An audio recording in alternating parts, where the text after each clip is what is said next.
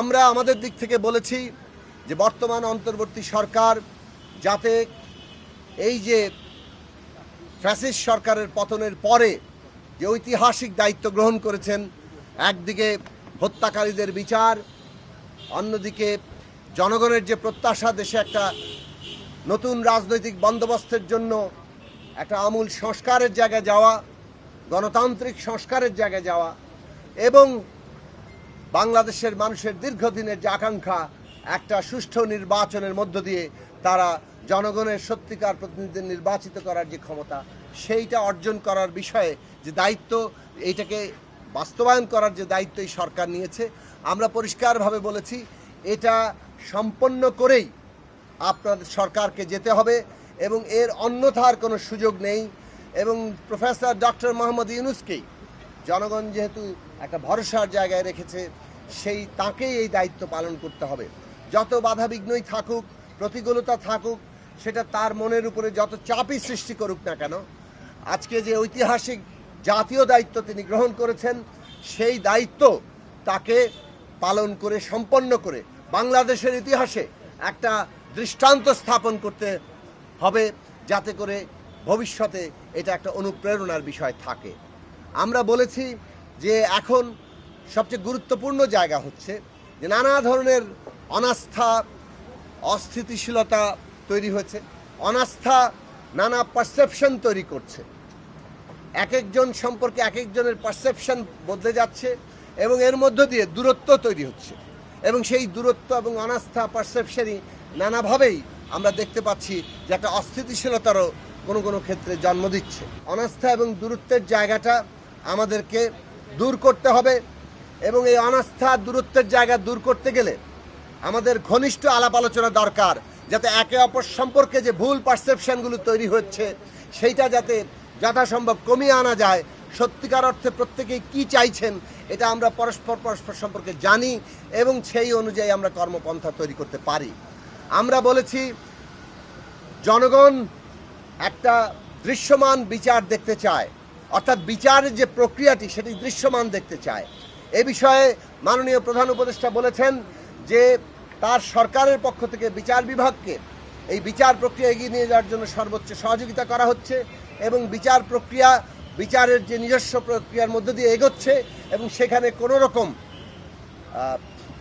দীর্ঘসূত্রিতা যাতে না হয় এবং একই সাথে আন্তর্জাতিক মান যাতে বজায় থাকে সেটার ব্যাপারে সরকার সচেতন আছে, সরকার সেই বিষয়ে করছেন। ফলে দৃশ্যমান বিচার প্রক্রিয়াকে আরও অল্প সময়ের মধ্যেই দেখতে পাওয়ার আশা তিনি ব্যক্ত করেছেন এবং যেটা আমাদের সকলের জন্যই প্রয়োজনীয়। একই সাথে সংস্কারের ক্ষেত্রেও আমরা যেটা বলেছি যে আগামী 15ই জুলাইয়ের মধ্যে, যেহেতু ঐকমত্য কমিশন ইতিমধ্যে 15ই জুলাইয়ের মধ্যে সময় নিয়েছে, তো এই 15ই জুলাইয়ের মধ্যে যাতে একটা যে সমস্ত প্রশ্নে ঐকমত্য হয় আর নানান আলাপ আলোচনার মধ্য দিয়ে, ফর্মাল ইনফর্মাল সমস্ত প্রক্রিয়া নানান আলাপ আলোচনার মধ্য দিয়ে যে সমস্ত পয়েন্টে ঐকমত্য হয় সেগুলোকে জুলাই সনদ কিংবা জাতীয় সনদ আকারে দ্রুততম সময়ে ঘোষণা করতে হবে। আর যে সমস্ত পয়েন্টগুলোতে দ্বিমত থেকে যাচ্ছে সেইগুলো যাতে জনগণের কাছে নির্বাচনী প্রক্রিয়ার মধ্যে দিয়ে আমরা নিয়ে যেতে পারি, এইটাই পদ্ধতিগত জায়গা এবং এই পদ্ধতির ব্যত্যয় যাতে না ঘটে। মাননীয় প্রধান উপদেষ্টা বলেছেন এটাই পদ্ধতি, কনসেনসাস এবং বাকিটা জনগণের কাছে নির্বাচনের মধ্যে যাবে। এই পদ্ধতির বাইরে অন্য কোনো পদ্ধতি আসলে এখানে গ্রহণ করার কোনো সুযোগ নাই, কেননা সেটা একটা কনফ্লিক্টের জন্ম দেবে এবং নানা ধরনের সংঘাত আমাদের পুরো প্রক্রিয়াটাকেই ব্যাহত করতে পারে। তৃতীয় বিষয় হচ্ছে নির্বাচন এবং নির্বাচনের ক্ষেত্রে আমরা বলেছি বিচার এবং সংস্কারের যেমন আমরা রোডম্যাপ চাই, নির্বাচনেরও সুনির্দিষ্ট রোডম্যাপ চাই। সরকার ইতিমধ্যে ডিসেম্বর থেকে জুনের মধ্যে কথা বলেছেন, আমরা বলেছি অন্তত পক্ষে সুনির্দিষ্ট মাস কিংবা সপ্তাহটি যদি সুনির্দিষ্ট করা যায় তাহলে সমস্ত রাজনৈতিক দলের দিক থেকে কিংবা সাধারণ মানুষের মধ্যেও, সমগ্র দেশবাসীর মধ্যেও নির্বাচন বিষয়ে একটা পরিকল্পনা প্রস্তুতি গ্রহণ করার জন্য তাদের জন্য সুবিধা হয় এবং এটা রাজনৈতিক স্থিতিশীলতা যেমন নিয়ে আসবে তেমনি অর্থনীতির ক্ষেত্রে একটা স্থিতিশীলতা আনবে। কেননা অর্থনৈতিক ক্ষেত্রে যে বিনিয়োগের প্রয়োজন সেই বিনিয়োগ নতুন প্রাণ সঞ্চালন করবে, কিন্তু সেই বিনিয়োগের পরিকল্পনা গ্রহণ করতে হলো নির্বাচনের সুনির্দিষ্ট তারিখ কিংবা একটা অন্তত সপ্তাহ, সেইটা খুব প্রয়োজনীয়। এ বিষয়ে তিনি বলেছেন যে এইটা অত্যন্ত জরুরি, তার সরকারও সেটা মনে করে এবং তারা যেটা ভেবেছেন যে ডিসেম্বর থেকে জুনের মধ্যে এবং 30শে জুনের একদিনও সেদিকে যাবেন, এটা তিনি পুনরায় উচ্চারণ করেছেন এবং তিনি বলেছেন যে আসলে সুনির্দিষ্ট তারিখ ঘোষণার ক্ষেত্রে তার সরকারের একমাত্র বিবেচনা হচ্ছে যে সুষ্ঠু নির্বাচনের জন্য পরিবেশটা দরকার,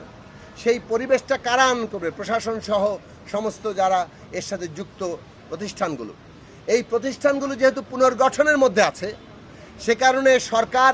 এই প্রতিষ্ঠানগুলোকে নির্বাচনের উপযোগী করে গড়ে তোলার কাজে আছেন। তারা যখনই একটু আত্মবিশ্বাসী হবেন এবং তাদের মধ্যে এটা ধারণা নিশ্চিত হবে যে হ্যাঁ এটা করা যাচ্ছে, সুষ্ঠু নির্বাচন করার ব্যাপারে তারা একেবারে পূর্ণ প্রস্তুত, তখনই তারা ঘোষণা করতে চান। তবে এখন রাজনৈতিক দলগুলো এবং সবাই যেহেতু নির্বাচনের তারিখ চাইছে, এই বিষয়টা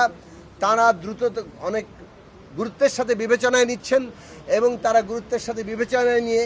এই যে প্রশাসনিক প্রস্তুতি, এগুলোকে বিবেচনায় নিয়ে তারা অচিরেই এইরকম একটি সিদ্ধান্তের জায়গায় পৌঁছাবেন যে কবে নাগাদ নির্বাচনের